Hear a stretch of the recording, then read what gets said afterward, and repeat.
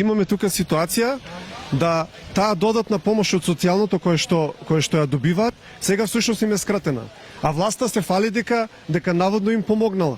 Пензионерите јасно и гласно кажаат, значи покачување линеарно на сите од 3500 денари до 5000 денари и минимална пензија од 18 или дури 20.000 денари. Они живеат со 12.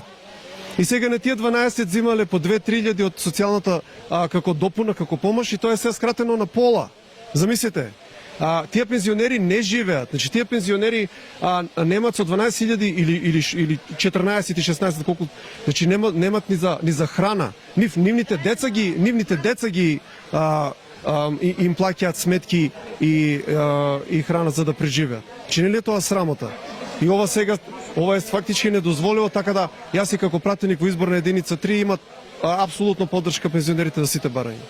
Така, предпоставувам дека и Левица во својата програма има мерки кои се предвидени за пензионерите. Може ли да споделите некои од? Значи минимална пензија 2/3 од просечната плата, државни пензионерски домови за пензионерите и намалување на годините за пензионирање, значи 60 за жени и 62 за мажи.